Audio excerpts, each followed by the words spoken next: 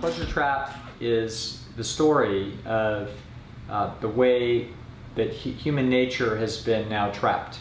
That we are now in a situation where in our natural history we developed certain instincts that were vital for making decisions on all kinds of things, but particularly about food. So we're designed, as all creatures are, to be very sophisticated at actually detecting calorie differences in food, where the more calories that are in the food, the more valuable the food is. Mm-hmm. The whole reason you eat is for energy, and so you can expect that your nervous system is designed to be able to detect energy differences in the different kinds of foodstuffs. And so in our natural history, we have a preference for foods that have greater energy densities or just essentially more caloric. Every bite counts, every bite you have to fight for. And so if the bites that you have more calories in them, then you need a signal to tell you that you are eating the right thing.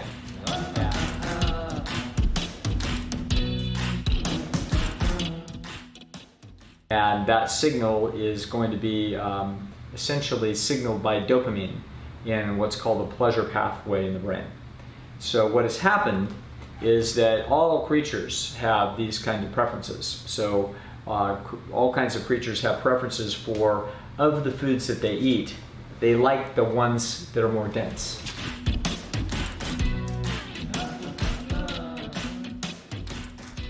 So my buddy Howard Lyman, the mad cowboy, told me that cows are very crafty about which grass they eat. And there's a kind of grass that has greater calorie density than other grasses, and he says if you put the cattle out there, they'll always eat that grass first before they go to the other grass. They'll just wipe it out. Okay, and so you, as a living creature that needs energy, you're a homing pigeon, or you're like a laser-guided missile. You are going to go for the richest food, typically. The problem is in the modern environment, we have now created foods that are artificially calorically dense. They are richer than any food of your natural history. And so what we've created is what I call magic food.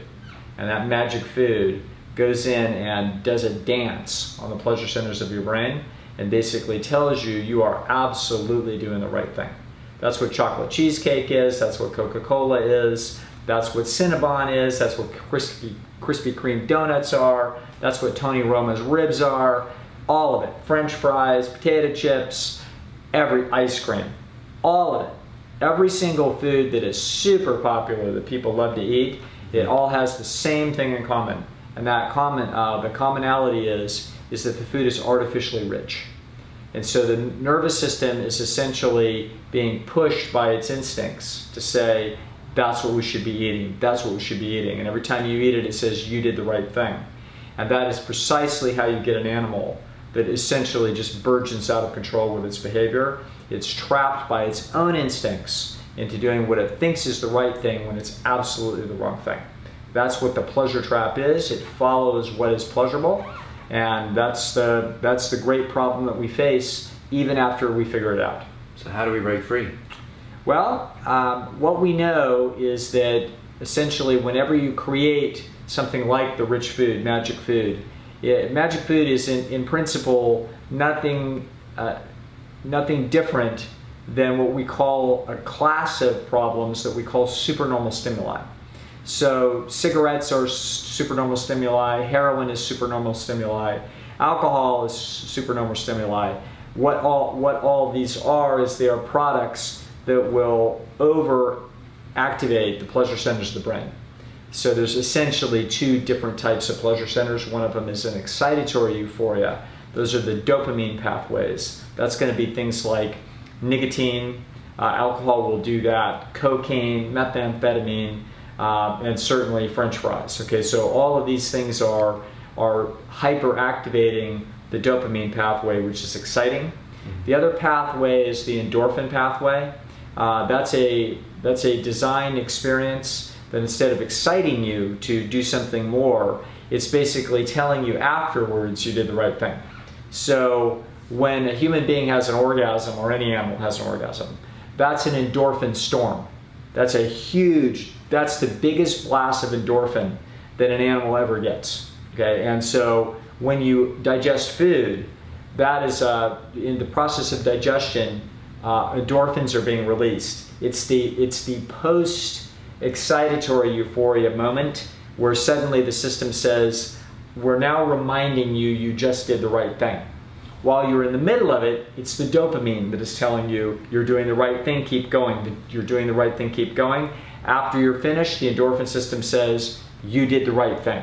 Those two different experiences, slightly different pleasure experiences, can both be trapped by different classes of stimuli. So the opioids, heroin, morphine, oxycodone, all that kind of stuff, Percocet, Darvocet, all of that. All those things are potentially seriously addictive because they are supernormal stimuli in the endorphin pathway. Excitatory pathway is going to be methamphetamine, cocaine, things of that nature, cigarettes. Right. The food is supernormal on both pathways.